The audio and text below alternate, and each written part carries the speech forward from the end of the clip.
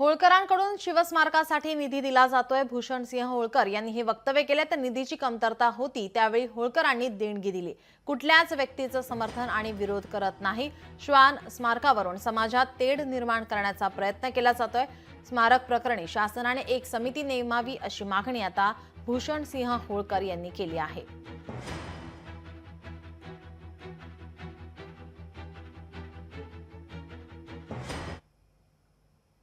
तुकोजीराव महाराजांनी शिवस्मारकासाठी निधी दिलेला आहे असा उल्लेख आढळतो।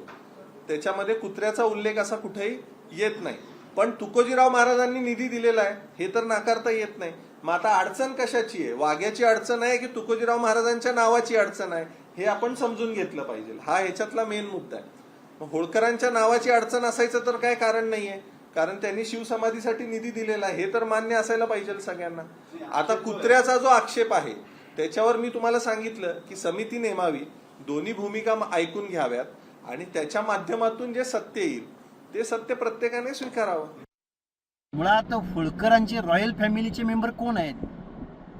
होळकर कोण आहेत? होळकर घराण्याच्या वतीने बोलणारे भूषणसिंह होळकर कोण?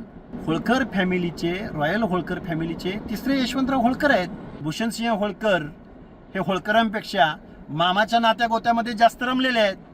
त्यामुळे भूषणसिंह होळकर, धनगर समाज, आस्था, प्रतीक किंवा या ज्या सगळ्या गोष्टी आहेत या गोष्टीवरती भूषणसिंह होळकरांची भूमिका समोपचाराची आहे, त्याचं स्वागत आहे। पण होळकर आणि भोसले या घराण्याचे जे काही एक चांगले संबंध आहेत हे चांगले संबंध मला वाटतंय संभाजीराजे भोसले यामध्ये वितुष्ट निर्माण करतायत।